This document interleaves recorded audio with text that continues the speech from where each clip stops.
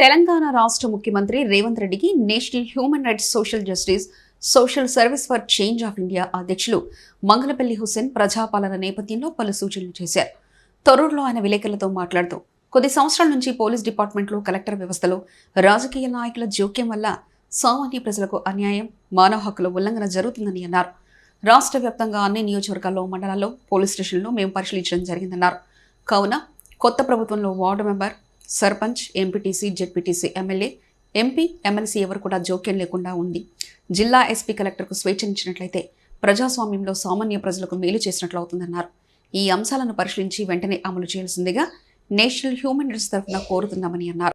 దేశ ప్రధానమంత్రి నరేంద్ర మోడీజీ గారు, అదేవిధంగా తెలంగాణ రాష్ట్ర ముఖ్యమంత్రి వర్యులు యనుమల రేవంత్ రెడ్డి గారికి national human rights social justice social service for change of India Mangalpalli Hussain, president and chairman, మీకు ఒక విజ్ఞప్తి తెలియజేస్తూ ఉన్నాను.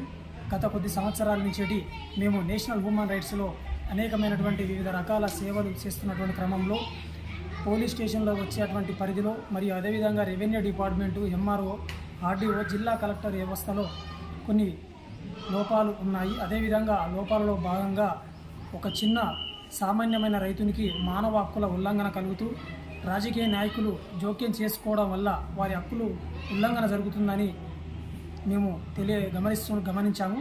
కాబట్టి ఆ సమస్యను మళ్ళీ కొత్త ప్రభుత్వంలో ఉత్పన్నం కాకుండా మీరు చర్యలు తీసుకోవాలని చెప్పేసి అంటున్నాము. అదేవిధంగా ఆదేశాలు కూడా మీరు జారీ చేసినట్లయితే ఒక సామాన్యమైనటువంటి కార్యకర్త నుంచి ఒక ఎంపీటీసీ, ఒక గ్రామ sarpanch, ward member, councillor, ZPTC, MLC, MLA, MP ఎవరు కూడా జోక్యం చేసుకున్నట్టయితే సామాన్య ప్రజలకు న్యాయం జరుగుతుంది, వారికి మేలు జరుగుతుంది, మానవ హక్కులకు ఉల్లంఘన జరగకుండా ఉంటుంది, వారు కాపాడిన వాళ్ళు అవుతారని చెప్పేసి మేము తెలియజేస్తున్నాను. అదేవిధంగా వెనకబడ్డ వర్గాలైనటువంటి ఎస్సీ, ఎస్టీ, బీసీ వారు ఎక్కువగా నష్టపోయేటువంటి ప్రమాదం ఉంది.